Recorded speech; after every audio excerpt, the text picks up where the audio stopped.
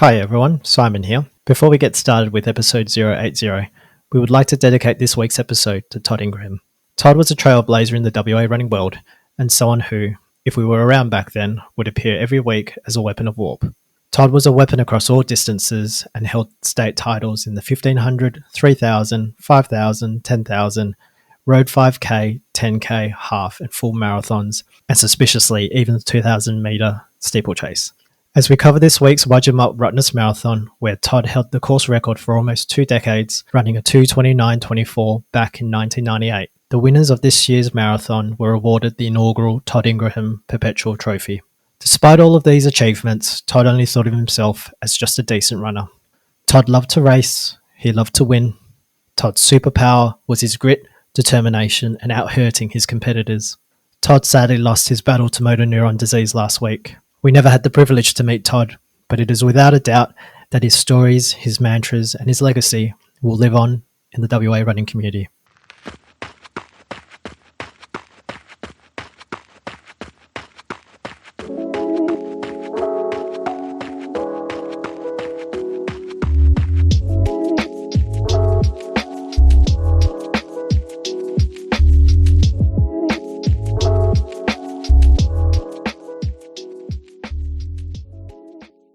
Hi everyone, and welcome to another episode of the WA Running Podcast as we record on Monday the 16th of June 2025. This week we cover the weekend's events that included the Wadjemup Rottnest Running Festival, as well as the latest PTS Winter Series event, the Eagle and Child. In this week's interview we talked to Dr. Shaphan Cox and Peter Hallahan from Curtin University, who look to explore our running habits and our sense of place using Strava data and heat maps. Across my screen is someone who promised unhinged, and he delivered unhinged by running a sub-3 marathon as a training long run over the weekend. Chris, the Metronome Shaw, how are you, mate? Good, mate. Body's good. Had fun yesterday. Yep. Nothing went wrong, so I got away scot-free so far. Very good, very good. And so it was a day trip there. So morning, ferried over. Did your run, ferried back.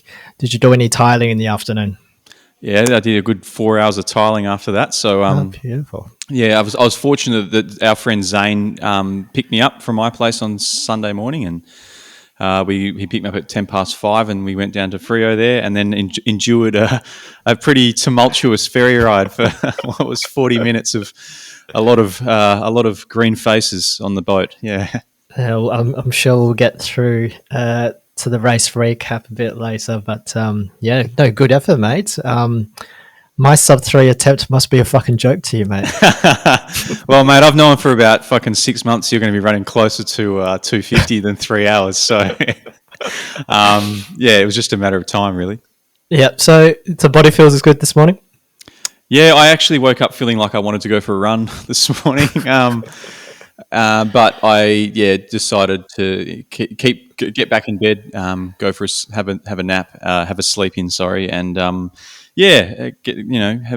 a bit of a slower morning than I have in the last 8 weeks. So it'd be good. Oh, beautiful! All right, well, let's get straight into your training week. So with the sub-3 marathon yesterday, it looks like your mileage was 155. Is that right? Yeah, 155. Again, higher than I had anticipated running this week. Yep. But yeah. I ran twice with Henry this week, so there was a couple of 2 and a 3K run there. So it's slightly inflated, I guess. But yeah, I don't know. Just feeling good at the moment, as I've kind of been saying the last little while, and those midweek long runs kind of just do add up the tally quite a lot, and having those around the 2 hour mark, and doing longer Tuesday and Thursday sessions as well in the last few peak weeks. The one I did this week on Thursday was like a 30-minute threshold, or roughly 8Ks. And I don't know, they end up rounding out to about 20Ks most of those runs. So it certainly makes gaining, or like kind of this adding up these kilometres quite easy. And then obviously if you're running 42 kilometres on a Sunday, it adds up quickly. Yeah. Did you end up doing a warm up for the marathon, or you straight in? It was a bit of a shit show, to be honest. I had to, because we got off the ferry was a little bit late, and because the seas were a bit rough, and ended up just kind of getting to bib collection, picked up my stuff, dropped off my bag. Got changed, dropped off my bag, and then was just doing leg swings in the corral, ready to go. Talking to Toby Newman and a few of the Team Tina crew. Saw Kate Baker there. She was locked in, ready to go. And then there was obviously stuff we can talk about later when we go through the event. But it was a great event. I mean, not the ideal preparation for a sub 3 hour marathon, but given it was a training run, after all, even if it was a training, I would have preferred more warm ups. So So what was the workout? Was it, because I was trying to have a look at your race or your Strava post, and I'm going to guess you did 2x14 Ks with a couple of Ks float in between. So was that the plan going into it, or was that something that you just made up as you got underway? No, I messaged Smarilli actually just a couple of days before, and I said, "What are you doing this weekend, mate?" And he said, "Oh, I'm going to do a 3x10." I was like, "Well, I'm not going to be able to do 30 Ks, so I'll do 2x14." I think was what I said. So it was a 6K warm up, just kind of easy jog, and then straight into 14 Ks at tempo, and then a 2K float, and then another 14 Ks at tempo, and then just 6 Ks left. So it was 6 and a bit, because you end up with a bit of hopping around the course and GPS stuff. But there was a K in there where after my second tempo rep, I just walked for a minute, because I was like, I worked hard, I deserve a rest. So I walked for a minute, had another gel, and then just finished off the last half an hour, really, which was good. Yeah, very good. So, I mean, you finished your second rep, and I think you were probably, fourth or fifth at the time. Were you tempted to beat some races in front of you at that point in time, or were you kind of just a bit cooked and you didn't want to push yourself? No, I was like, towards the end of the tempo rep, I was pretty tired, and I think it was I was trying to think of how I could explain why I did this, but but I think it's the thing I like about the marathon specific sessions is that it replicates that fatigue you feel in the last kind of 5 to 10 Ks of a marathon, both physically and mentally. So there were points in that last tempo where I was mentally starting to drift away and starting to think, oh, maybe I'll just do 10 Ks in this second rep, or I'll just do 12 Ks. But, being able to mentally kind of rally and pick someone in the distance to chase in order to kind of get it done was really what I needed. So, it's a tough workout, but I like doing that, and that's the biggest one of that kind I've ever done. So, I think last time for now, before Sydney, for example, I did 2x12, and I did that like at the City to Surf with a slightly longer float in between. I think, a good session and a good course to do it on, because it's not the easiest. So we are now 20 days to Gold Coast. What are we formulating in our heads? Because you're not on the Gold Coast series, so I get to question you in terms of your A, B, C goal. What are we thinking? Like I said a long time ago, like 2:48 was a goal, right? And I think I initially said 2:45, and then I realized how ridiculous that was. But I've more or less have trained to run a 2:48, right? So all of my marathon pace efforts have been at sub 4 minute Ks, or as close to them as I can get when I've been doing them over hills, and that's kind of working to, I guess, that sub 4 minute effort. But realistically, look, I don't know, like I would be happy with anything from a 2:47 to a 2:53. Nice. It doesn't really.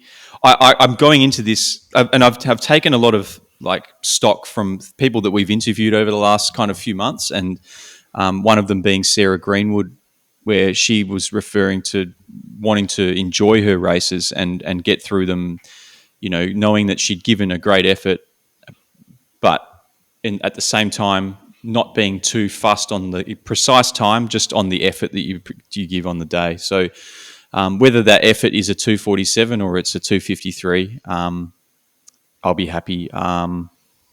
And look, if I run a 256 too, like I'll be happy. Like it'll be a PB. So yeah, but I feel quite comfortable. I think I'm really mindful of respecting the marathon and like saying that I will do 402s or 359s for 42 Ks. I think is whether it be 248 or 250. I think I think I can do it, but I know that things go wrong, and it doesn't always work out the way you want it to. So I'm mindful that maybe going out at 359s isn't a good idea. Maybe going out slower and then working my way into the race and accounting for a minute in the toilet somewhere, which it will undoubtedly happen.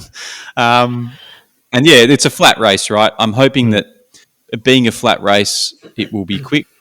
But in saying that, I like running over the hills because it uses the different muscle groups, and maybe that is why I haven't experienced cramping in the last little while. So that does worry me a little bit, but we'll see what happens come 35 kilometres. Well, 35 kilometres will be when you turn back, right? So yeah, it should be the home stretch, right? You should have 5 Ks to go, 20 minutes. Where will I be? Yeah, I'm not sure. I haven't thought about it that much detail yet. But how about you, mate? How's your week been? You had a big week. You had a big session on Saturday, and you've got a new pair of shoes. I do. Yeah. So look, 134 Ks. I think it was 134.9 Ks in the end. So there was a temptation to challenge my daughter again to a 100-meter sprint, but she declined that request. But a very good week. Picked up a pair of race shoes because initially it was the On Cloud Boom Strike that I had bought. Well, I can't remember when we had the community run with On, and they were fine. They were quite firm, and it did eventually get comfortable. But what I found sort of in recent runs where I was sort of honing in on those marathon efforts, it started to get really loose around the ankle area, and it was just rubbing against my heel. So those tempo sessions that I was wearing them for, it just ended up just rubbing my heel off. So they are quite firm in the grand scheme of things as well. So I didn't think that it would be good for me wearing that for 42K. So ended up picking up the Puma Deviate Nitro Elites from TRC in a very white colorway, which I know that I am going to ruin instantly the moment I finish the Gold Coast Marathon. But I wore it to Thursday's workout, which I try to remember what it was in the end. 6 by 5 minutes, I think. Yeah. And I wore it to the alternating K sesh on Saturday, and they feel $1,000,000. So it's back in the box, ready to be unleashed on the 6th of July. But my key session was the alternating K session. I was dreading this session for a while, and I think I've been dreading it since before my marathon block even started, because I think when we first came onto the pod, we had seen Ben Tay attempt this workout, and it looked absolutely ridiculous. So, and Tina's put in terms of the paces a 3:45 to a 4:05 off K, which has been faster than what I had been doing the alternating Ks for.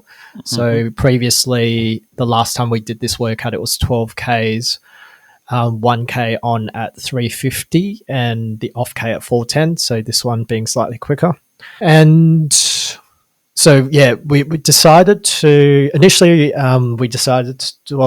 initially the plan was to do it at Munga.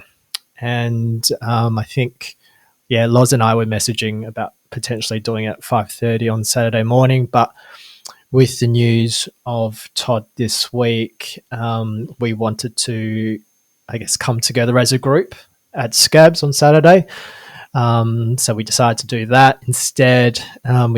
We had a pretty decent group sort of in that pace range. So we had Loz, we had Shaf, myself, and we had Adam.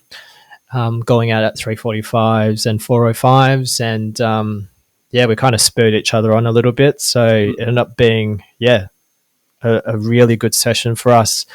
So I ended up doing 3:43s on the on K on average, and 4-minute Ks in the off, and felt $1,000,000. So probably a combination of perfect conditions on a Saturday morning. Probably the news of Todd's passing kind of spurred us on, I think, a little bit. It was probably an emotional weekend for the group.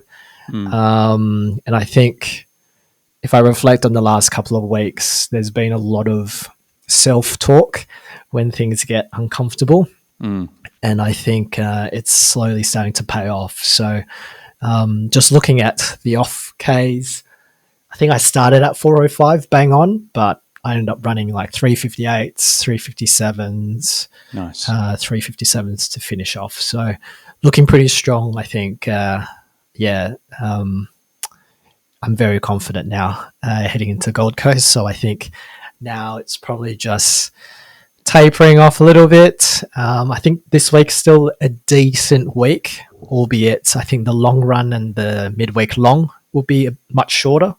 So I'm going to say I'm probably hovering between a 110K week this coming week, and then it's tapering right off from next week onwards. Yeah, nice. And you backed it up on the weekend, with 2 hours 40? Am I mistaken? Yeah, so that was good. I was happy with that. I pulled up okay following the alternating K sesh.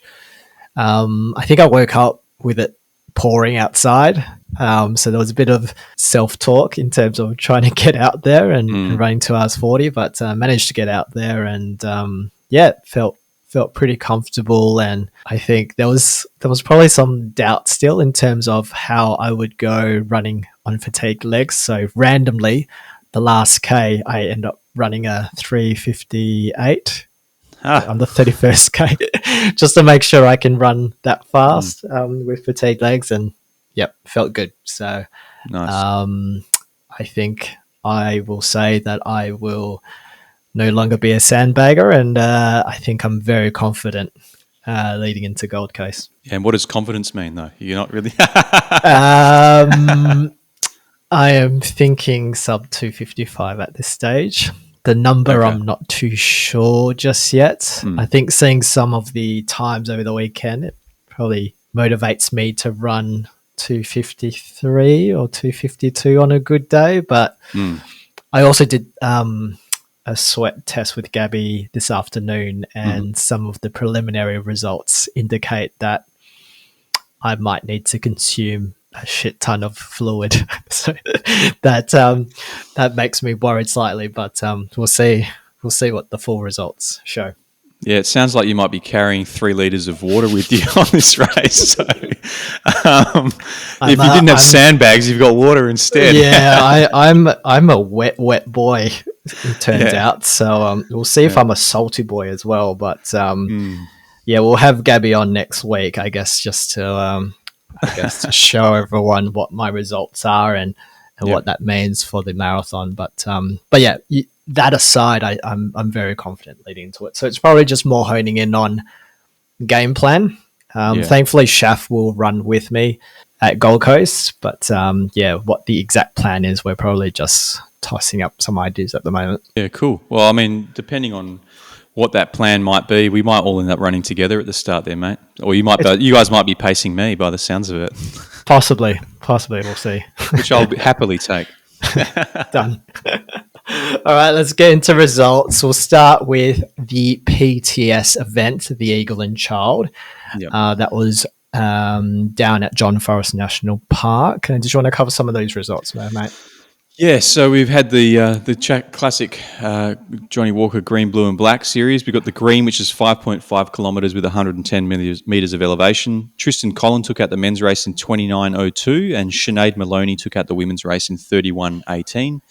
The blue was 13.3 kilometres with 350 metres of elevation. So that sounds about like similar to a Transcend leg, Simon. So maybe we should be doing some, maybe not right now.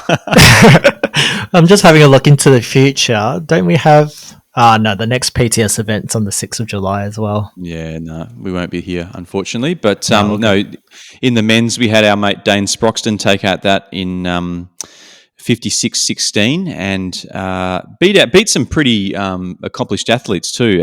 He's 14 or 15 years old, so that's quite impressive. The women's race was won by Matilda O'Connor in 47.15. The black race was 20.6 kilometres and 500 metres. The men's was taken out by Piers Bresman in 1:34.07. Luke Hutchison was in second in 1:34.45, and then Ali Wilcox in 1:35.14. The women's was taken out by Petra Geragine in 1:43.52, followed by Chana Van Wyck in 1:59.41, and then Kirsten Buist in 2:03.40. Some good times there. Our mate Dane just keeps on kicking goals, and I can't wait to see what controversy he's involved with next. I wonder, because it seems like he's doing a bit of trail. He loves the long stuff as well. Yeah. I wonder what his preference is, because it seems like he's good at both. Well, I can imagine once he turns 18 and he's able to sign off all the waivers, that kid's going to be running, 100 milers, no doubt. He's a little weapon for sure. Yeah, definitely. All right, let's move on to the WA Marathon Club Wadjemup Rottnest Running Festival that was over the weekend. And before we begin, let's just go through the course records in the marathon. So we've got Jerry Hill, the current course record holder back in 2019, running a time of 2:28.56. And then the female record holder and the overall winner back in 2023 was a friend of the show, Kate Baker, in a time of 2:47.53 back in 2023 there. At the top of the episode, I mentioned that this year was a special year in which the marathon winners were awarded the Todd Ingraham Perpetual Trophy as a tribute to his course record that stood for almost 2 decades, as well as his impact to running. So the Todd Trophy, I think in the Instagram post, talked about T standing for tenacious, pushing beyond limits when the body begs to stop. O for original, finding one's own path to greatness. D for determined, maintaining focus through every challenging mile. And D for driven, pursuing greatness, not just in racing, but in character. And I think those elements are a testament to Todd Ingraham's character, and, the winners of this year's marathon are definitely deserved winners in that respect. Perhaps I'll start with the 5K, 10K, and then maybe you'll cover the half a marathon. Yeah, but just before you do, I want to mention that I think at the start of the race, there was, I think Ray Boyd was up there saying a few words about Todd and mentioned these values. It was quite touching to see all the Team Tina athletes there at the front of the corral, kind of together while Ray was speaking, and in the dark of it was black. It was still nighttime at that point, and everyone kind of stood for a minute's silence and deeply respectful of that kind of person that Todd was. So an awesome scenes there at the start of this race, and certainly touching and. Certainly fitting of such a remarkable individual that Todd was. And I believe the Team Tina guys were FaceTiming Tina at the time when that was happening. So there was couple of tears or probably a million, but it's a very touching tribute there to Todd. And I guess, grateful that Todd was able to hear of these news before his passing last week as well. All right, let's get straight into the results. So we'll start with the 5K. We had Lawson Straw taking out the men's race in 1952, followed by Adam Younglegs Howarth in 20 minutes 27, and Nicholas Broadbent in 20 minutes 34. In the women's race, that was taken out by Ninette Lorenzen in 20 minutes 44. Jessica Smith coming second in 20 minutes 56, and Leah Waters in 21 minutes and 6 seconds. In the 10K, the men's race was taken out by Let's Cook member Nikhil Redipali in a time of 36 minutes and 5 seconds. James Smith coming second in 38:29, and Andrea, not Andrea, Yep. Andrea Scarlett in 39 minutes and 6 seconds. In the women's race, that was taken out by Sarah Hennessy in a time of 47:28, Mia Conroy in 48 minutes 22, and Naomi Waters in 50 minutes and 21 seconds. Over to you in the half marathon. Yeah, so we had our mate Piero Moraro take out the men's race in 1 hour 20 seconds and 20 minutes and 7 seconds, followed by Mike Lawson 1:20:46, and then Reece George in 1:24:26. The women's race was taken out by Frances Mack in 1:33:28, followed by Asha Masong in 1:35:35, and then Annie Ava in 1:37:40. Spoke to Piero and Mike at the end of the race, actually. I think Mike's running Gold Coast Marathon, so nice. he'll be there with us in a couple of weeks' time. And, those guys worked pretty hard for their 80 minutes there. I think, it's not an easy course for the 10K and maybe tougher than they might have been expecting. But, yeah, good to chat to both of them post-race. In the marathon, so... obviously, we've mentioned that I've done it. We made some predictions last week as to who might win, and we were bang on with both of those predictions. Thank goodness. So yeah, we had Kate Baker, our friend and past guest of the show, win the women's race in 2:51:46 off of what putting herself in a pretty deep hole a few weeks ago after running Margaret River Ultra and Adelaide Marathon back to back. And I don't know what her training's been like recently, but I don't think it's been quite ready to take on a quick marathon. But nevertheless, she manages to get it done on what would have been an emotional day for her. So incredible effort from Kate. We also had Dee McPhee, another Team Tina athlete, in 3:23:21 coming in second. And then Chantel Morecambe in 3:31:30.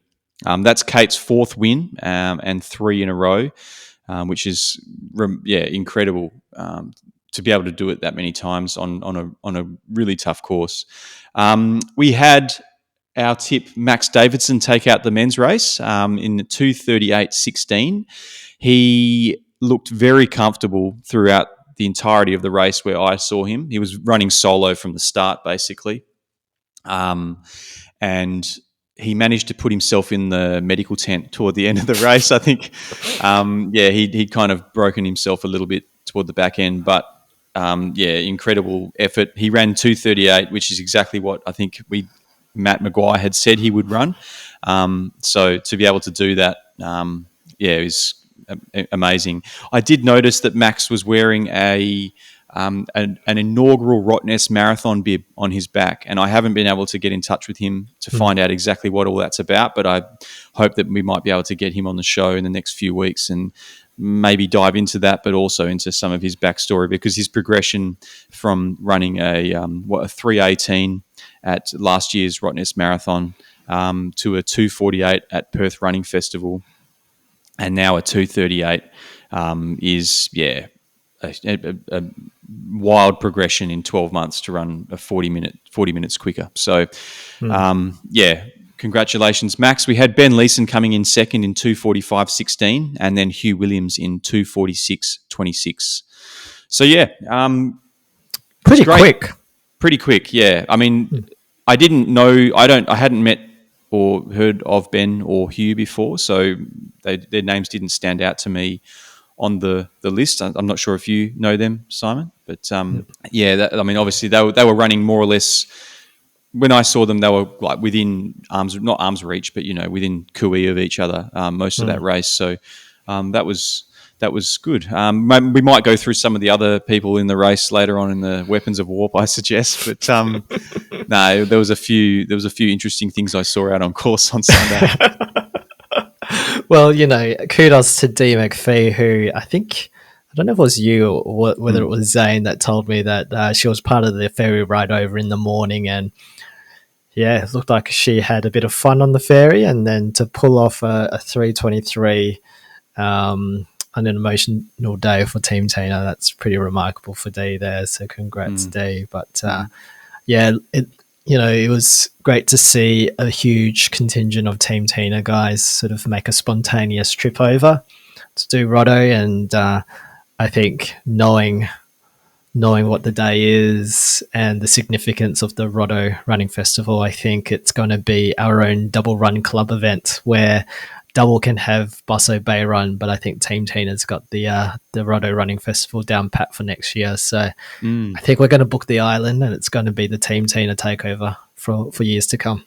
Yeah, awesome. I mean, yeah, it definitely should, obviously, given the name of the trophy. But yeah, I mean, this is my first time running that event or even attending it, and it was a great event. I'll do it again for sure. In what capacity, I don't know, but like I thoroughly enjoyed it.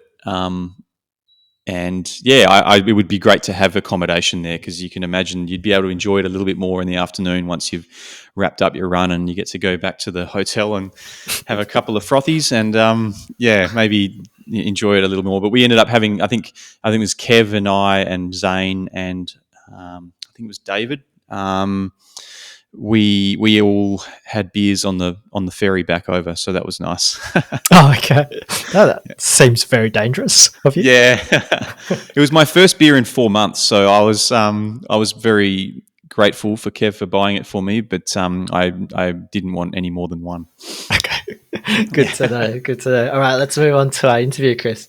This week we had the opportunity to talk to Dr. Shaphan Cox, and he's a senior lecturer in geography at Curtin University. We got to chat with his student, Peter Hallahan, who's undertaking his PhD. And they are undertaking a project which seeks to understand why runners do the things we do and how they make place in doing so. So here is our chat with Peter and Shaphan. All right, guys. Today we are joined by Dr. Shaphan Cox, a senior lecturer in geography at Curtin University, along with Peter Hallahan, current PhD student undertaking a research project that seeks to define how runners make place. Shaphan and Peter, thank you for joining us on the WA Running Podcast. Thanks, Chris. It's great to have you both here. I think you both got in touch with us, I don't know, maybe a couple of weeks ago now with some ideas about what you're kind of trying to build this research project. Very keen to help out, and hopefully a few of the members of the WA running community have already got on board with that based on Strava posts and things like that. So very excited. So I understand, from our brief introductions, you're both keen runners. Now, Shaphan, I'll begin with you, mate. I understand you ran a pretty swift 46:12 at the 12K in HBF only last month. Tell us a bit about your running history, mate, and what running means to you day to day. Yeah, thanks, Chris. The HBF was a good one. I've dedicated that one to the carbon fibre shoes that I wore for the first time. So, it felt amazing running in some of the Saucony Endorphin Pros. I've never done that before. Mm-hmm. So I was a keen runner. I've been a keen runner probably for most of my life, but did a lot of my running in my 20s. I'm now 44. Mm-hmm. So I had a major hiatus from pretty much 28 until 42. So I didn't really do any running between there. But in my 20s, so ran in Perth, locally, running for Canning districts, running on the track, cross-country, road races, and really kind of probably focused on 1500s to 5K, but I was always more a distance runner. I didn't have the speed, and I always thought I would progress up to half marathons and marathons, but didn't. So did a lot of running in Perth. Know a lot of people from between 2010, and then I almost don't know anyone from 2010 onwards. But I've just been back on the scene, hence HBF, but also doing a little bit of coaching now as well with Front Runner. So with Raf, who good friends with, and Greenie as well. So it's just been awesome. I feel like I'm back in the whole running space in a big way now. So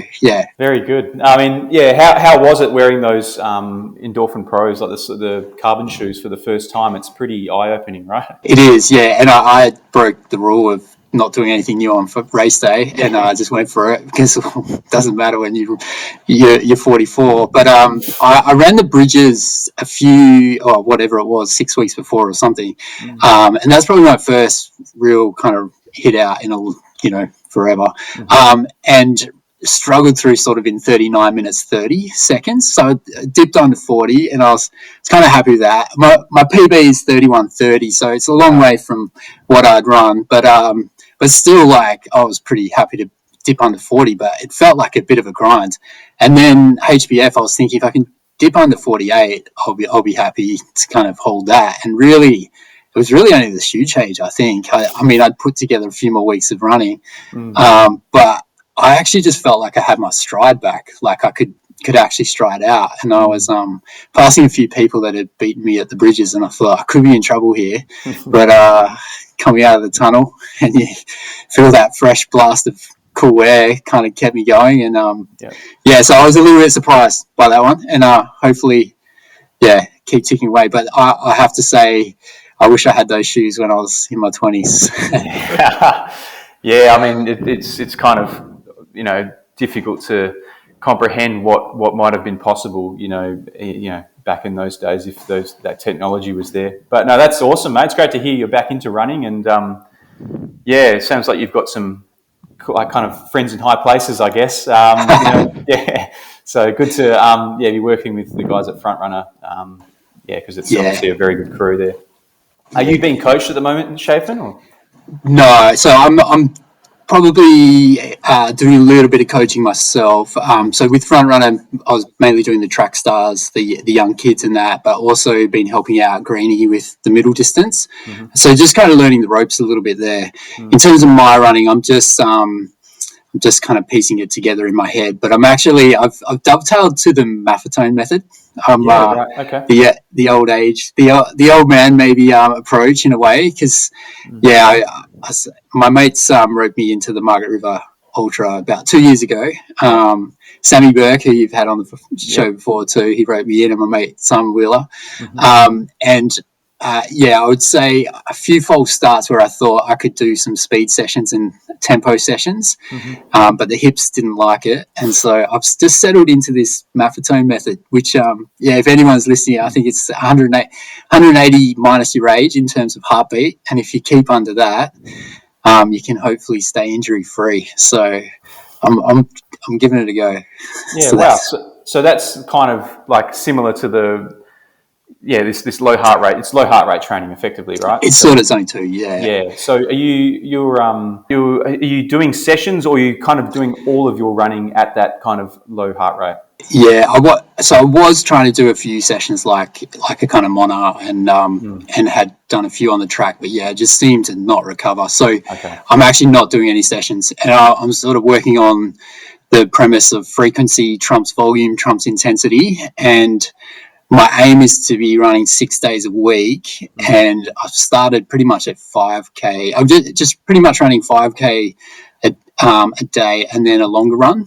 And I feel like the long run is giving me that aerobic fitness. It's building that.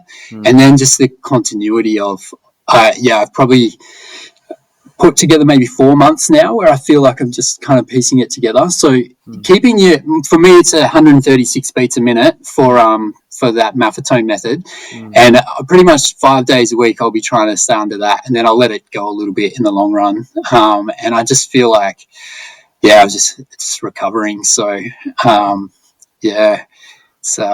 that's great. Obviously you've got the background, right? You've run a 31:30, in your past, so you've got the pedigree there. It's just about finding it again, I suppose. Yeah, it is. So it's going to be interesting to say. I would love to get maybe build in slowly the threshold session, and then try to build the volume to be able to run some half marathons. But I did the Rottnest half marathon last year. Came into it with a really sore hip.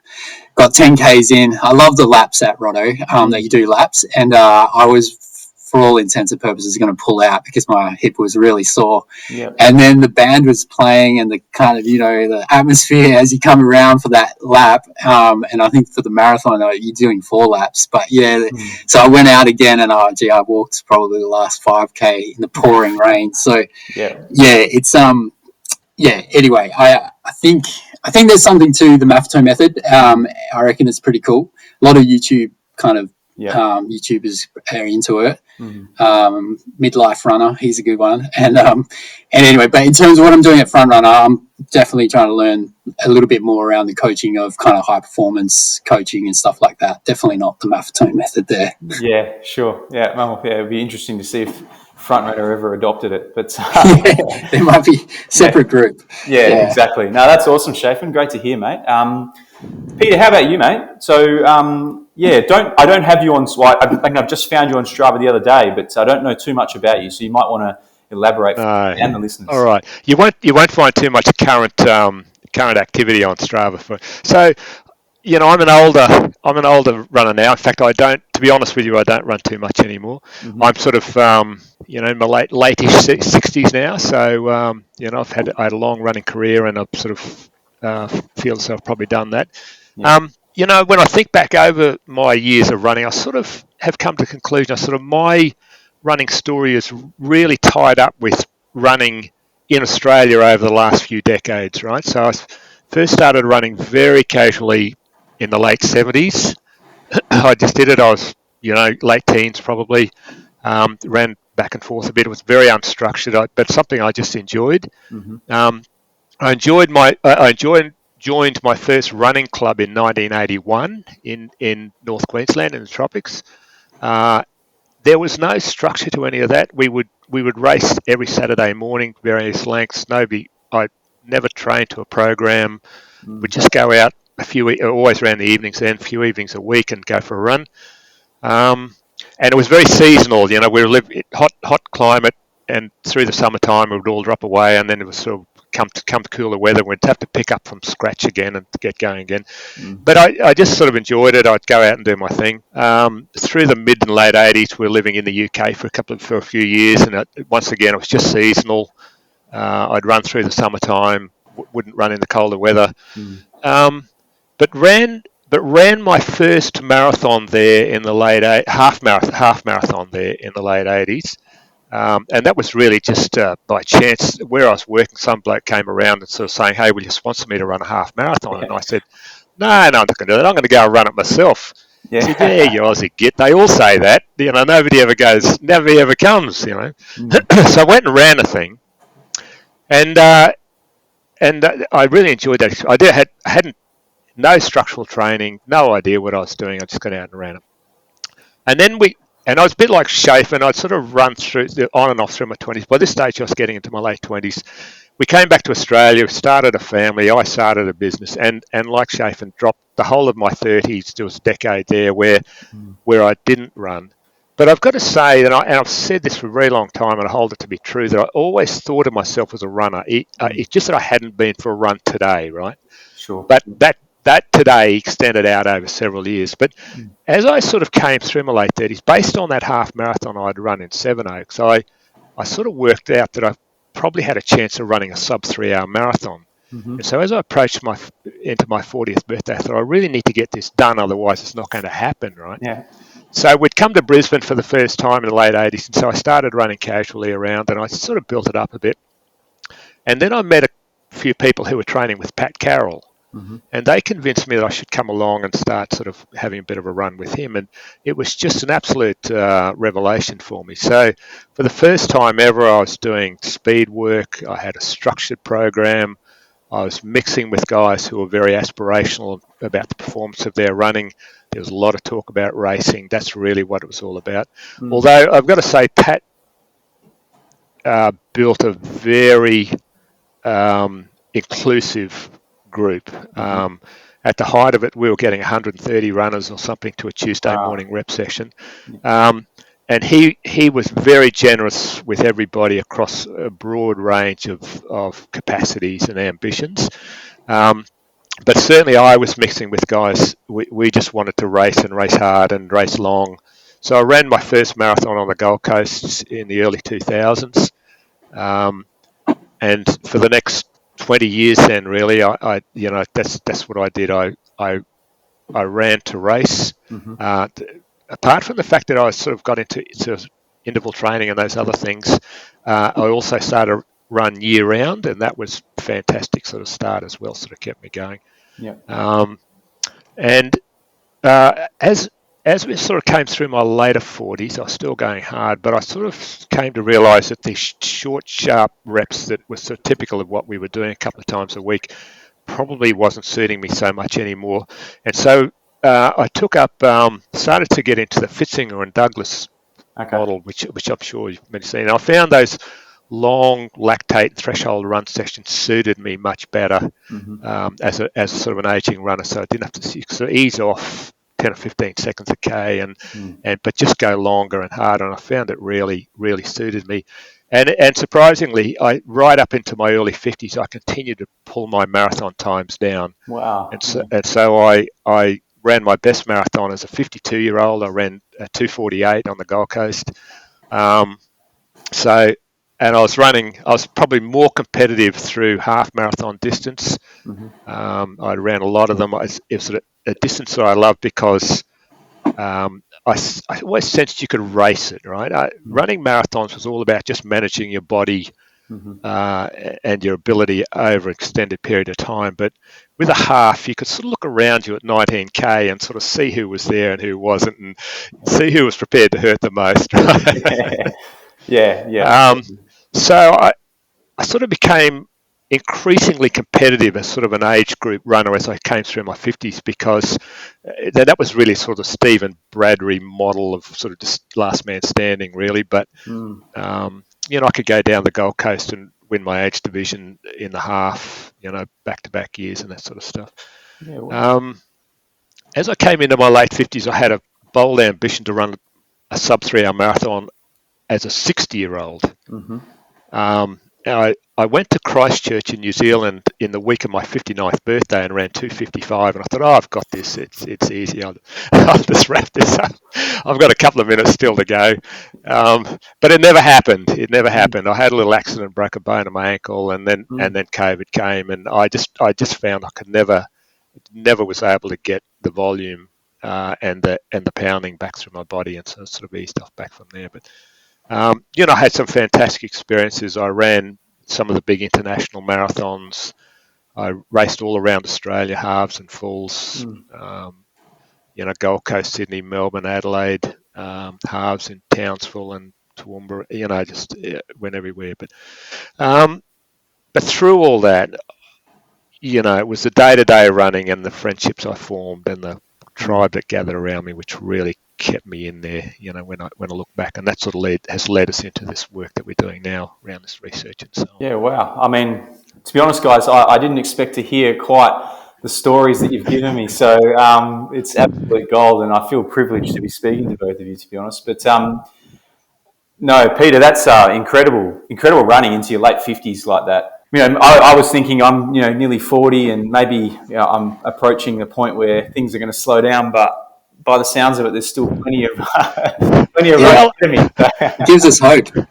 Yeah. Well, I'm ambitious for you both, because I think that you can do it. But although I must say that the guys on this, we always thought that we had around about 20 years of going really hard, right? And many of the guys I ran with ran from 20 to 40, and by that stage they're starting to ease it back. I ran from 40 to 60. To some extent, it's just how the world plays out for you. Yeah, unreal. No, well, I mean, Simon is training for his first sub 3-hour marathon at Gold Coast in 3 weeks' time. And unfortunately, he's not here, but he'll be absolutely chomping at the bit to listen to this after after I send him the files. Well, I reckon I like the way you've just been pushing him along there, Chris. As in, come on, this is who you are. Those times, because his session now I've been looking at Strava. His session during the week, that 2 minutes on one or whatever it was, is definitely. He should cruise it in, but hey, it's never over until it's over. So, and the marathon has its say. So exactly, yeah, the marathon is a bit of a beast, but all things are pointing in the right direction for Simon at the moment. So hopefully he can get it done in a couple of weeks' time. No, that's awesome, guys. Thanks for sharing those stories with us and the listeners. It would be good to touch base with you about your academic backgrounds too, I guess. So I guess coming from this running background, obviously having breaks from running and focusing on other things in your lives over the course of the however long, I guess what inspired you to settle into geography as a field of study to begin with? And I guess what is this term human geography to you? yeah, awesome. I'm happy to jump in, but so it wasn't intentional necessarily that got into geography. It's a social science in a way, like probably history is a bit more understood as a discipline, anthropology, and geography sits in there as well. And a lot of students don't look at it after high school. But yeah, I suppose I was at university and studying. I was actually studying journalism and then was doing geography as well. Ended up doing more and more research through honours and then a PhD in geography. And really, it's the study of people and place and environment. So it's quite a dynamic. It's kind of a broad church in a way. Geography, it kind of encompasses everything, and we'll get to how it encompasses running in a little bit. Yeah. But a lot of people think of it as just like plate tectonics or rainfall or whatever it might be. And so physical geography is more the environmental processes, so earth systems kind of thing, those tectonic atmospheric patterns, all that sort of thing. It's kind of geography. And then there's another kind of major branch as well, which is human geography, which is more the study of people and places. So if you imagine sort of demographics of cities, and that would kind of encompass part of what we do in human geography, but also cultural differences, like so different, the way different suburbs and places are made up of different kind of demographic kind of groupings and that sort of thing, and also how places change over time. So that whole things like the processes of gentrification in the city, urban renewal, all that kind of thing. Maybe I'm triggering a few people when it comes to their high school geography. So human geography is less the environmental sort of science side of it, and it's more the kind of, if you mix sociology with urban planning, you kind of got what human geography is. So yeah, I just found it super fascinating, and I did my PhD on Fremantle, looking at a few like land use controversies going on there, including one of the best buildings in Perth, I think the Wool Stores building down there. Yep. And so I've just kind of, I suppose, fell into teaching as well when it came to university. And so I've, since probably 2010, have been lecturing in geography, and then, bring people through into honours and PhD. And then probably a good way to segue into Peter, how, he got involved. But I'm pretty heavily involved in teaching, a little bit of research. But Pete. Yeah, okay. Well, this is where Shaphan and I's histories really separate, right? So this is where we have no commonality at all. So I did a degree in the late 70s in business, and I had a 40-year career as entirely doing something else, right? Which I never really loved, but it, it sort of got me through the bulk of my life. So 4 or 5 years, six years ago, possibly, I sort of took a bit of a change, and I enrolled into geography on the Open Universities platform. I sort of had this thing about geography, really. I'd sort of always had this sort of underlying interest in cultures and places and people and so on, and I just love to travel, and those were sort of things that sort of occupied my leisure reading and all that sort of stuff. Anyway, so I was sort of searching around for something to do, and I sort of had thought about this for a bit. And as it happened, when I went to Open University, I said, "Oh yes, Curtin in Perth is just starting today. You're in." So I started, and so and I just loved it from the first moment. I just loved the work. I loved the content. I loved the sort of discipline of. I didn't have a strong academic background or history from my earlier studies. But I just found it engaging all the way. And then through the latter part of that sort of undergraduate degree, Shaphan and I sort of had come back and forth through his teaching and my studies over the course of a few years. And suddenly, quite serendipitously, we sort of discovered we had a sort of joint interest in running, and started to talk about sort of working up a research project. And so we started with that. I started in with an honours project, a 12-month project with that.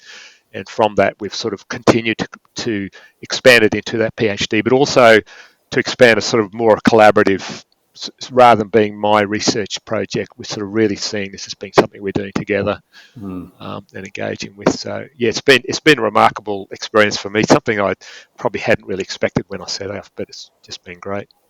Yeah, I mean, it does show that, you know, you can take great interest in something throughout the course of your life and not necessarily be at that point when you turn 17 and you leave school, right? So you might go into something that takes you on a journey through your life, and then, you know, you might be in your 40s, 50s, 60s, and you decide, you know what, there's something else calling to me, you know, in the background. And it might, like you say, it has some commonality with another interest that you've got in your life, which has played a huge part in your life. So I guess what is it then, tying this human geography, these kind of demographics, places, things like that, what is it about running that might have informed your way of thinking and like has driven you to kind of come up with this research project?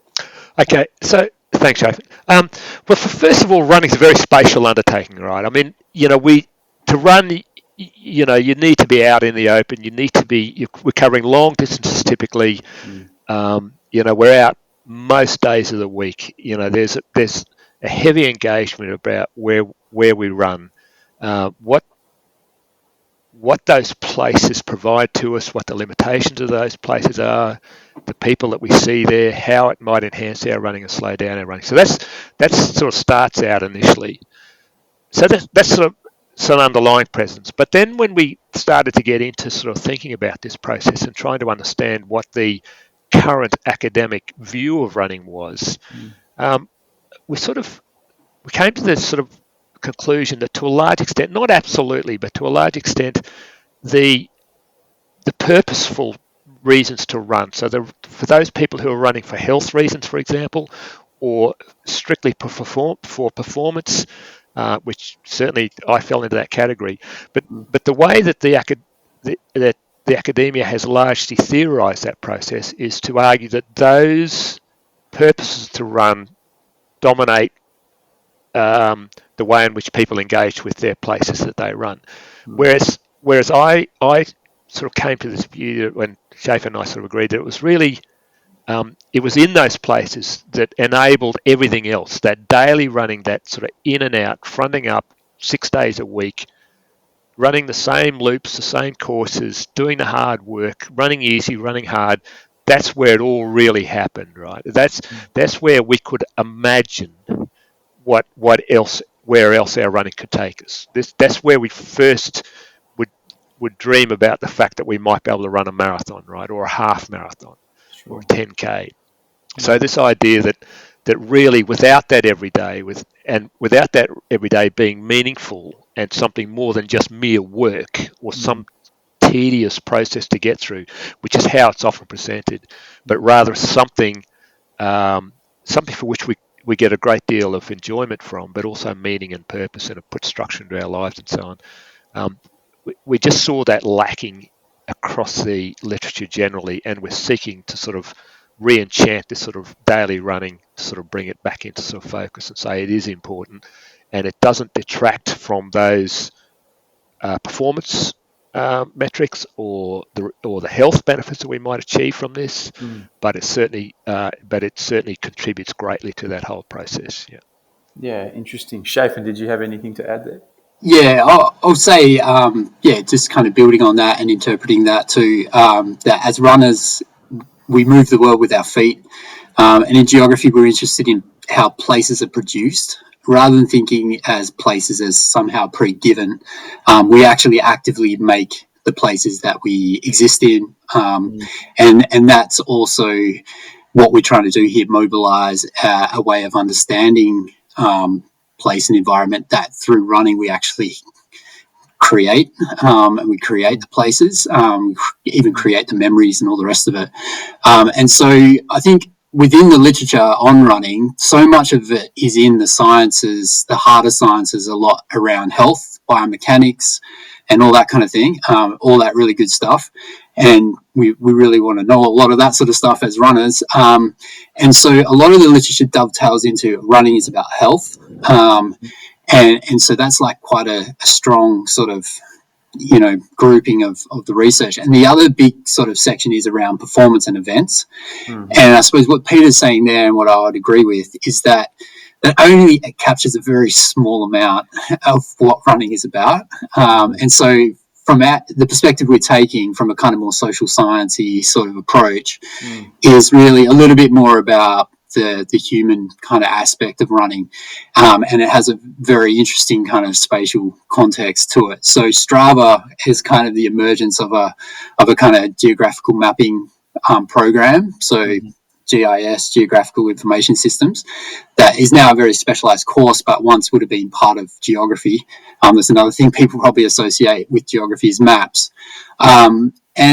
And what we're really interested in finding out is where people run, and sort of, rather than asking the question, why do you run?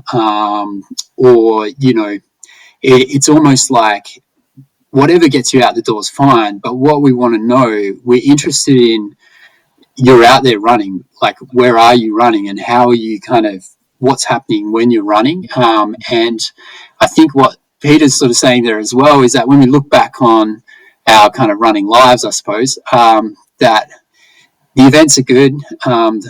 We leave the health thing behind. Like, if we went to the doctor and said, "Oh, this is what I'm doing," invariably they're going to say, "Stop doing that. Don't do as much as that." Peter's got stories of his friends saying, the doctor saying, "Don't go and run that ultra because you're probably going to die." So we actually run well beyond the idea of, good health, so to speak. And so we're kind of interested. And then another sort of like interesting hypothesis we've got is that I think a lot of people, maybe not runners, but just in general, we probably think we're pretty sort of adventurous and creative, and we do lots of different things. But what we find is that as runners, especially, we form habits, and the loops that we run become really important to us as well. And so we're just really curious about, how do we make place when we run, but where do we run, how we do that, the loops that we form, the names that we give to those loops, but even to the point where we actually experience the world as we're running. It just, as a really weird anecdote kind of thing, the oval that I run around a lot, that's because the kids are in the house. If you're watching me on Strava, Chris, do too many laps around an oval out the front of my house. I know where the boggy part of the field is, and I know where there's a little kind of hill bit that I can kind of work up, and this, that, and the other. And we actually start to create these very fine-grained understandings of place as runners. And so we're wanting to kind of tap into that. So we're wanting to avoid being kind of pulled into, it's all about health, and of course that's important, or it's all about the event. This idea, the old adage that we've probably all used, I've probably said it, that if we weren't doing it for this event, then why would we be up kind of pounding the pavement every day? The event kind of keeps us going. But we want to sort of go, no, actually, there's a bigger story at play. It's about the human social relations that we create, and also the relations we create with the environment as well. So, yeah. No, that's both very, very good answers. I mean, I was just thinking while you were both speaking as to like different aspects of my week, right? When I there's probably a handful of runs. There's like an easy run, there's a session, and then there's a long run. And so, typically, the session I would do on a Thursday would always be at Lake Munga every Thursday. And I don't know, I never used to run at Lake Munga. I don't know why I go there now. I think it's just, it's become this place that people have kind of established as the perfect place to run your threshold or your session. And it's become like and you see people running there, other like front runners there. There might be groups from double, groups from various running groups. And, you see other people building this at this place, which is not officially a place for a session, but people go there on a Thursday and run their sessions there. And so there's kind of this association with performance, for example, or, maybe if I run my sessions at Munga, I might get better, things like that, right? you got that side of it. And then, an easy run. There is this loop that I do. I know it's basically an hour, and I run it through the suburbs around my house. And I'm a bit of a freak in that I don't like to run out and backs very often. Like, I like to run a loop. So, and I never like to cross paths with a run that something that I've run over, just 20 minutes ago. So, like this loop, it works for me. And, you start to build, even though you're not having a social interaction on the run, it might be a solo run and it's 5:30 in the morning, but you see the same people on those routes, every week. And so, you start to build these minor social interactions that you have with people, and it becomes like a community, but no one knows each other's name. Yeah. And you don't stop because you're only passing each other. But it's super interesting. Yeah. We could just about write our PhD thesis on what you've said to us right now. But there's those. That's another kind of run, right? And that's purely for me to be inside my own head and or outside of my own head, and just simply exist for an hour and get the job done. And there's no distractions. There's no talking, and so I appreciate those runs for what they are. And then the third one is a long run, and so the long run for me increasingly has become an opportunity to explore, right? So I'm now able to run further in my long run than I did when I started running 2 years ago. If I'm running a 3-hour run, I can run, close to 40 kilometers now, whereas it might have taken me only to 30 kilometers before. So what I've started doing in this marathon build is I've started to run the river loop from my house all the way around the city through Fremantle and then back to my house. And so it's an opportunity to explore parts of the city that I mightn't otherwise get to do on my daily, run or my session at Munga, because it's always at Munga, right? So I'm not, it's like an exploration exercise and purely a way of kind of seeing the city that I didn't get to do in a car or on a bike or, whatever other mode of transportation I might take. So I find it's really interesting what you guys are kind of seeking to achieve, because it speaks to me and on a level that I don't really understand. But yeah. I was speaking with one of our volunteers today. He a guy in Perth who we just need to speak for a minute. We spoke on the phone, and he told me that he runs up on the Scarp in a national forest up there, and we talked about this idea that the really fine detail starts to emerge. This idea Shaphan talks about, sort of, it's the running that creates it. It's the moving through the environment which sort of creates this sense of things. And this guy said to me, "Oh yes, I can keep on going back and going back and going back." And he said, "Not only do I pick up the changing weather and the changing seasons and the time of year and so on, but he says there are rare orchids up in that forestry, and he says I can understand when some of these orchids are flowering or not flowering, or appearing or not appearing." I mean, he's obviously been doing this for quite some time. And so as you sort of, rather than these repetitive loops becoming tedious and boring and uninteresting to us, what happens is that we are able to become increasingly immersed into what we're looking at. And we have the capacity where the ordinary can become the extraordinary, right? It's something that we might think is just, there's another thing, but suddenly we're surprised by it. It's something a little bit different. But also the reverse can also be true, where the extraordinary can be ordinary, where something that we might see as being particularly revealing once becomes just part of the pattern and the process. So, we can find ways to run afresh every time we run a loop. It's a different experience and a different understanding and a different engagement with that place, right?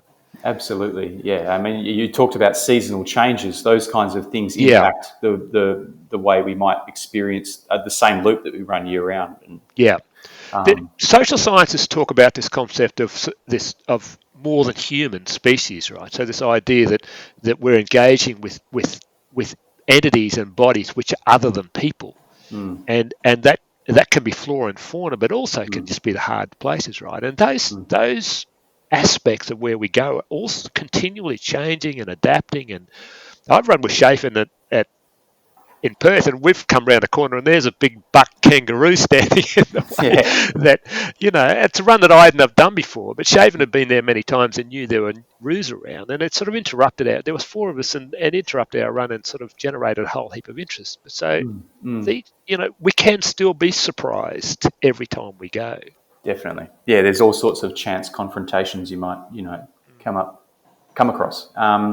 And I think something else, like another side of this, which is maybe not as positive, but, we spoke about maybe 2 weeks ago on the podcast about the antisocial side of running in the dark, right? So, especially for women, like it's particularly problematic. And, I was talking to Lauren French, who's like, for Peter, I'm not sure if you know her, but she's like one of the top marathoners in the state. And she runs basically all of her runs in the morning at kind of 4:30, 5 o'clock. So even in the summer, it's dark. And, she has developed these patterns, and she'd be an interesting one to study over where she runs and why she runs them, because of these, social, forces that are kind of channeled her in a particular direction. So, it's an infinite, opportunity to study all sorts of human interaction, not just the positive ones. Yeah, I agree with that. We're speaking to the heart of what this project is about in that respect. Positive, negative, and those patterns that we form. There's reasons behind those patterns that we form. They're fascinating to dig into. And then I loved, Chris, when you were just going through those 3 different runs. There's all these sorts of intangibles that they're sort of in the subconscious, and I suppose we're just wanting to pick at them a little bit to see what we can get at. Like just that idea that Mungo is like, there's an atmosphere there that draws us there, and maybe it's unspoken, and but we're there, and maybe there is something that rubs off on us in terms of performance about being there and being around other people, and then these loops that we run. But then that idea as well, when you're talking about running around the river, I also, and going places that you might not otherwise see. I think another thing we're doing here with research is that there's lots of different ways to do research, and one of them would be a questionnaire, surveys, interviews, but increasingly, especially in the social sciences, the way you do research matters. And there's a lot of literature on walking and the way that people walk through a space and places, because that's that kind of slow movement.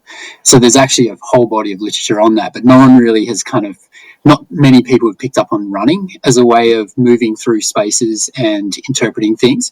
And I would say that the way we actually move influences how we view and see the world. And so, just the way that you're running around that river is, all those things are just exactly sort of what we're wanting to kind of find out about. And, so we're just kind of, scratching the surface a little bit at the moment, but hoping that maybe some of those intangibles become something more meaty that we can really talk about. And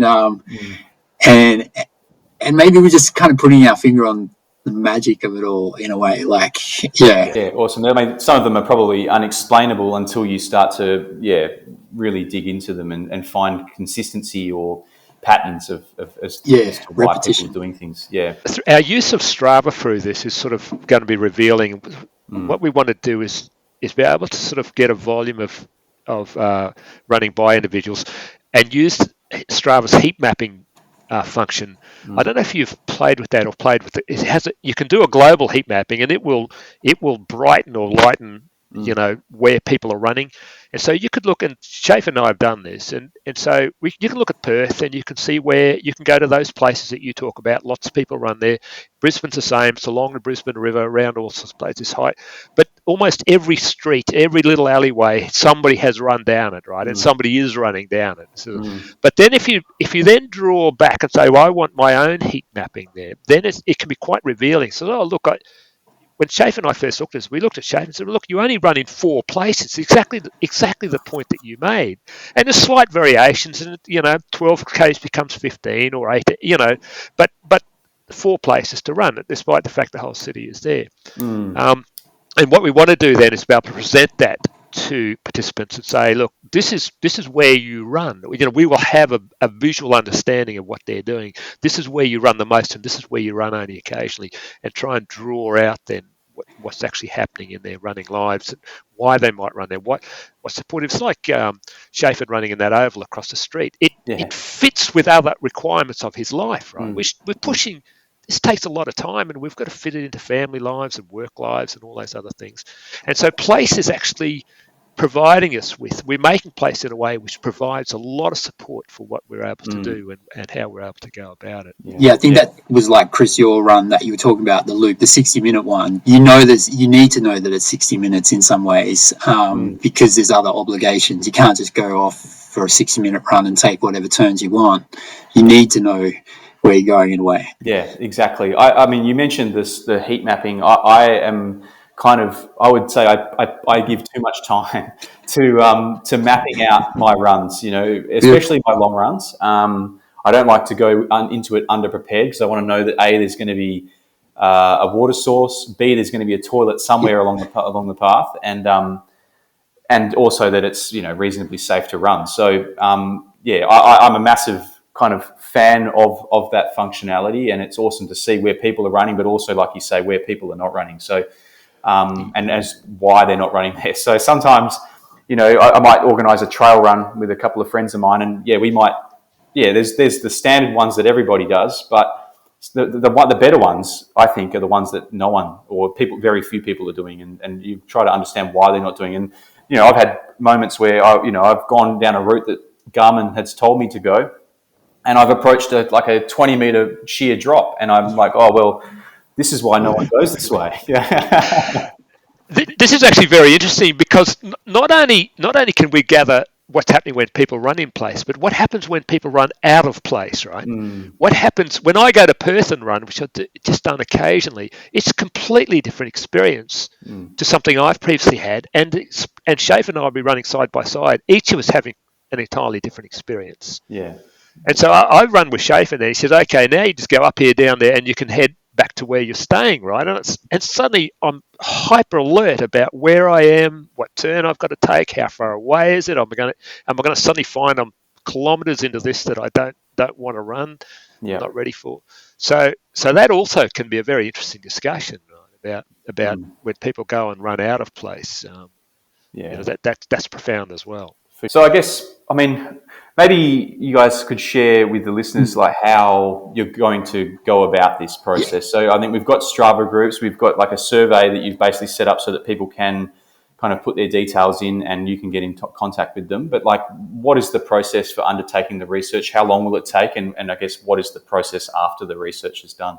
Okay. Thanks, Shaphan. So we've had a very encouraging response, and we really appreciate the support you guys are giving us as well. So what we're looking to do is recruit 50. We think we'll get more than that initially to come onto the program, and what we want them to be able to do is to provide us with their Strava data for over a 3-month period.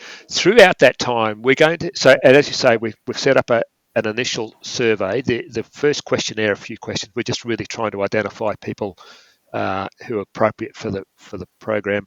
Everybody has been, but then we're just getting some background knowledge of how people are running, what their aspirations are, and so we then want to sort of get into the 3-month period. And throughout that time, we're going to be putting out every week just a very short questionnaire, just to capture a sort of a contemporary sense of where people are at as they're going along, right? So we could just say, go away and run for 3 months and come back and have an interview with us and talk to us and have a look at your heat mapping around where you've been and we can have that conversation. But we think that by getting sort of and not everybody will respond every week, but by simply getting a sort of ongoing thing, we can sort of mix and match that a bit and say, well, you said in your weekly feedback that something was happening. What's happened with that run there? So just trying to get some knowledge. But then at the end of the 3 months, what we're looking to do is have people draw out for us their personal heat mapping for that 3-month period. We can't access it, but we will give everybody very clear instructions about how to get access to that. Right. And then we'll be running probably somewhere between 15 and 20 detailed interviews with participants. So not everybody will be involved in that process, where we'll spend 40, 50, 60 minutes talking about their running experience, what's happened in that 3-month period, how they've felt, and try and draw out this sort of day-to-day, sense of how they go about their running and what it means for them. And also, talk to Simon about his Gold Coast Marathon, right? I mean, that's he's running out of place, right? Yeah. Sure. And that would be part of that sort of meaningful discussion. Yeah. So, I'll just, so then to say those few phases there. So there's that onboarding survey, then we're into the 3 months, weekly questionnaires, where we're capturing things, downloading the heat maps as one kind of data source, and then really trying to dive into the kind of the richer stories through the interviews. So, a few different. Yeah, fantastic. And I guess at the end of this process, you, I presume, will present a paper or a study or something. It'll be published, presumably, or to somewhere. I mean, do you have any aspirations for where to take it? Well, number one, as the supervisor hat now, so this will make up the bulk of Peter's PhD. So a big part of that is doing the PhD. But then beyond that, and in between that, I think what's fascinating is we'll definitely, even before the PhD, want to try to publish some of the findings, and whether that's in academic journals, but we'd also be keen to come back on, say, the podcast and kind of talk about findings, potentially a book even, but also things like just shorter media style articles. But what we've found is that there's quite a lot of running geographers in Europe, and we've got in touch with a few of them who've been writing books on running and place and space and all that sort of thing. So Peter, you might want to add to that. Yes.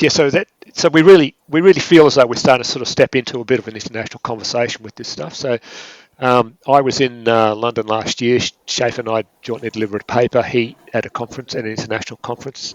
Shaphan sort of beamed in from Perth, and there were some eminent names in the field, mid-career guys, similar sort of age as Shaphan, sort of you guys, who are very active in this field, and they have been very generous in their time and their enthusiasm for the project and the sort of curiosity about what we're doing. So really, we sort of feel confident that there's a broader conversation to be had, and if we can get runners thinking about these things as you have today, and some of the things you've expressed, that sort of openness is just fantastic, and it really encourages to sort of say, well, there is a story to be told here. People are experiencing this stuff, and if we could be some sort of a voice for that would be great. Yeah, wonderful. I guess you mentioned some of these people in Europe. Is there any, while this study's being undertaken and after people listen to this episode, is there anything that you might be able to point them to that might gauge their interest further? It might be maybe some other books or literature that might be able to kind of pique their interest. Yeah, I think there's actually I was just typing there's actually a blog sort of site that's being collated by one of the guys, Simon Cook, who's at Birmingham University. He's got a website called Geographies, which is a play on geogs, but J-O-G, Geographies. Oh, yeah. So geographies.wordpress.com. And he's actually collating, and we're hoping to have our bios up there. There's about 50 researchers, not just geography, but across the the spectrum of the science and the social sciences. About 50 odd researchers that are researching on running that have put their bios up, and I reckon that would be a great sort of one-stop shop for kind of finding out about the sort of work that is happening and that's going on.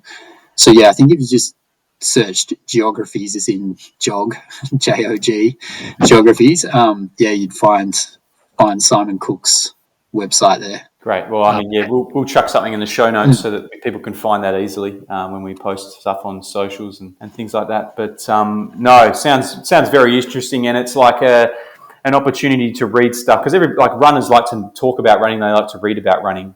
But this is, I guess, a new way of thinking about their running, and potentially, rather than just reading Born to Run or one of the things about why humans run in the first place, this is actually like a different take on it. So really excited, guys, to see what the research brings, and we'll definitely have you back on in a few months' time once it's all kind of pulled it all together and you've figured it all out. But thanks very much. Could I just have a quick ad break? For those individuals who are a bit struggling perhaps to get through onto the system, if they could just track through to www.geography.run. So that it's working through Strava has been a little bit clunky because they don't like people off ramping out of their program, which is fair enough. But if people jump in there, that'll give them the details about what the project is, but also the response to the questionnaire, which we really need as a sort of an introduction to get people's details and their email addresses. So. Yeah, great. And thanks, Peter. I should have given you that opportunity before I cut you off. But no, that's good. Yeah, and Shaphan, I believe, I know with the passing of Todd Ingraham this week, obviously very large impact on the running community. But I think you wanted to say a few words. Yeah, thanks, Chris. I just want to change speed for a minute. And just pay tribute to Todd Ingraham. So the WA running community has lost the true champion this week, Todd Ingraham, and my condolences to Tina and the girls. But I was privileged, like many others, to have trained and race with Todd. He was one of the gutsiest competitors you'd come across. Everyone nicknamed him Tractor because the tougher the conditions, the more Toddy loved it. And a lot of people might have said he didn't have the raw talent of others, but that was just fuel to the fire for Toddy. He won state titles from the 1,500 metres all the way up to the marathon. He won the Bridges, podium at the City to Surf, won the Melbourne Marathon. He held the Rotto Marathon record for well over a decade. He was just as tough as they come. And I'm sure I speak for all the crew that ran countless miles with Toddy, especially up at Helena. People like Boydie, Stinger, Wheels, Lukey, Sammy, Raff, Courts, Fraggers, Coatsy, Hamish, Kelsey, Todd Israel as well. So many more. It was such a privilege and an honour to run alongside Todd Ingraham. So rest in peace, Toddy. You're a true champion. Thanks, Shaphan. Appreciate your sentiments there, mate. Obviously a big impact on you and the wider Perth running community. So we've definitely lost a legend of this sport. Absolutely. But no, a very great way to end the interview, guys. Thank you so much for your time, both of you. Thank you. And look forward to chatting to you again next time on the WA Running Podcast. Yeah, thanks, Chris. Appreciate it. Thanks very much, Chris.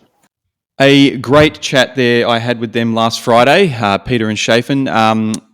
Definitely kind of surprised by the caliber of athletes that those guys were. I wasn't expecting that at all when I went into that interview. So to hear that, Shaphan had run a 31:30 10K in his prime when he was training with Todd and with Raff and a bunch of other guys back in the day, Ray Boyd, and Peter having run a 2:55 at age 59 is I felt a little bit out of my league, to be honest. So.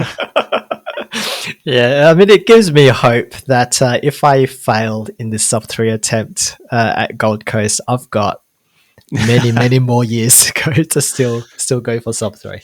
Yeah, exactly. But, also their research project is extremely interesting to me, having kind of come from this design background and, talking about urban design and architecture and such. It all kind of makes sense. So, yeah, it is. I'm really intrigued to see where they take it and what the answers they get from people as to, who they select for their research project. And we'll see what comes of that in the coming months. But no doubt they'll be putting something together, in the next kind of 6 months to 12 months for us all to have a read. And I think they were going to share some details of other research that's taking place in this kind of field, and I think we'll put links in the show notes to be able to find that. So, very grateful to Shaphan and Peter for their time.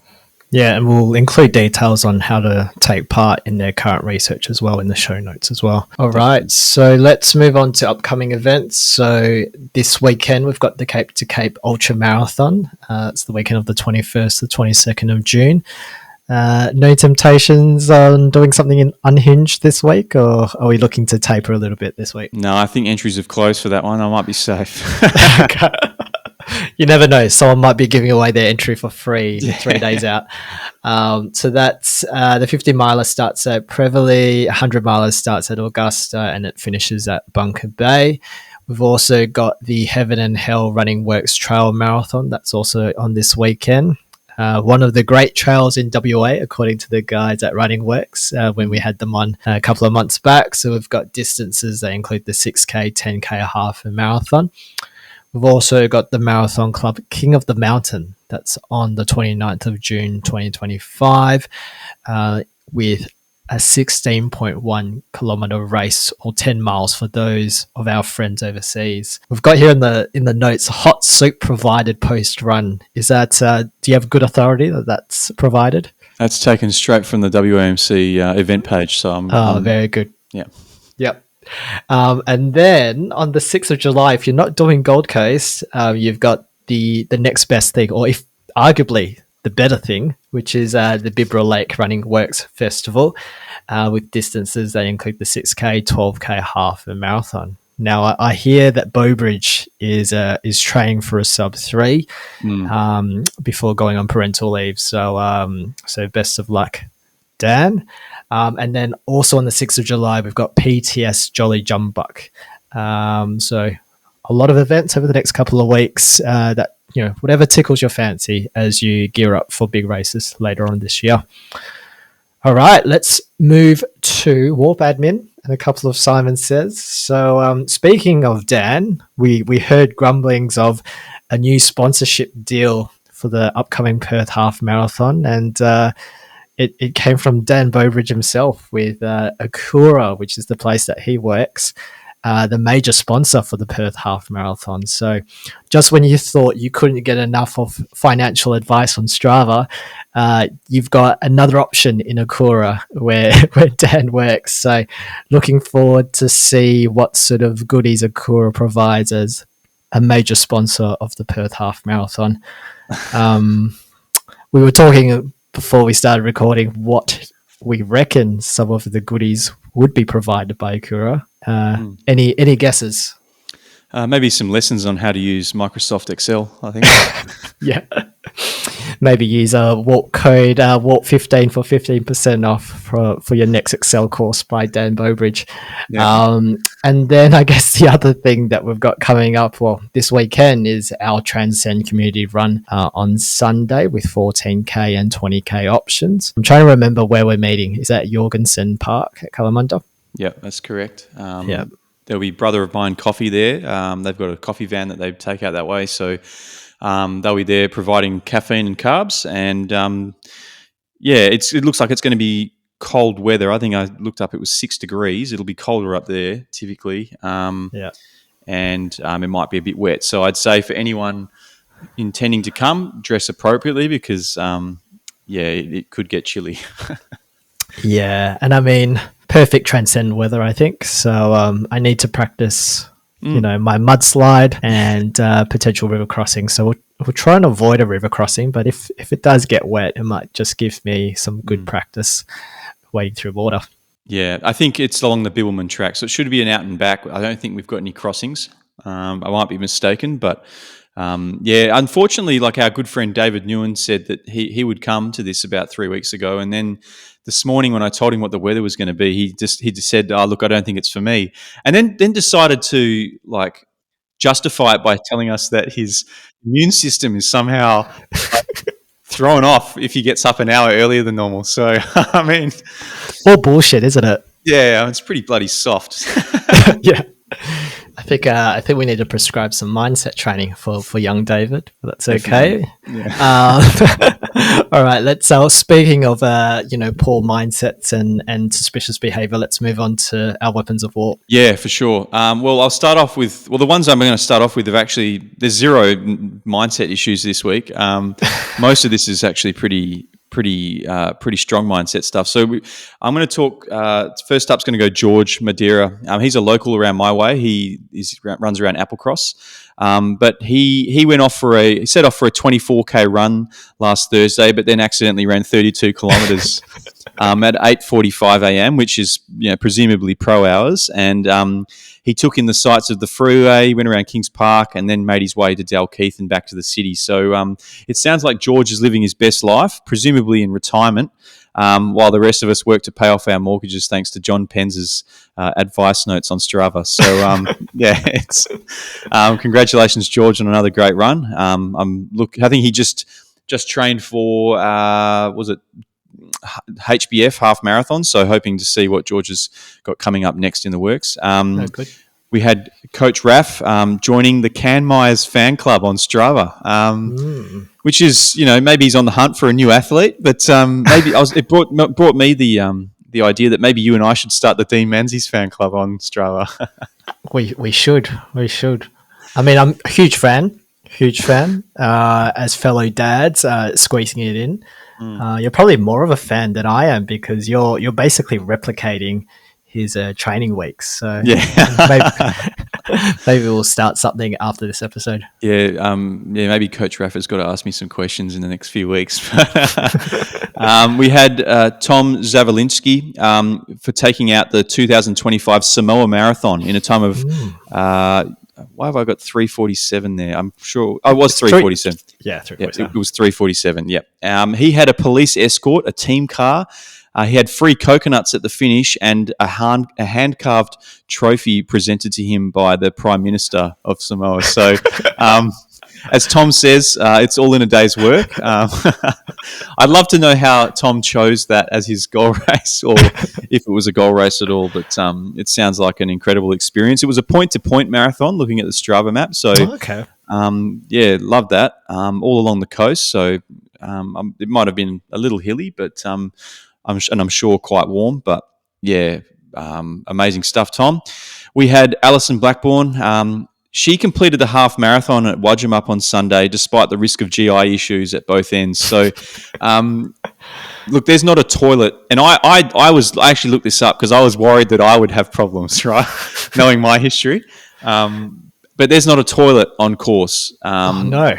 So, and given it's 2 laps, you're 10 kilometres without a toilet. So, some absolute bravery personified there by Alison. And we had Christina Hayson for pushing her pram with child in the marathon. Now, I saw Christina 2 times throughout the course of my run. She was offering me encouragement every time I passed her. And she even gave me tips as to where I was in the field of the marathoners. So I was very appreciative of that. I hope her baby slept well. And it looks like her baby might have had the final say because she didn't have the pram at the finish line according to the photos. So, no, congratulations on your run, Christina. We had Ning Lu for wearing the see-through tights at Wadjemup Running Festival on the weekend. There's some great photos going around of Ning with what can only be described as underpants with stockings over the top. So... not sure where they got those, but I did question them when I ran past. My eyes kind of nearly fell out of my head. But do you think it's it's hard to describe right from the photo, but do you think it's an inner liner or do you think it's just see-through pants basically, and that he's wearing underwear? It's a tricky one. I think it's built in. Look, I'm going to say it's built into the tights because why on earth would you wear stockings over the top? But, we probably won't share it because there is probably an invasion of privacy there. But and we might have to beep out their name actually. Yeah, true. I'm pretty tired. I might not.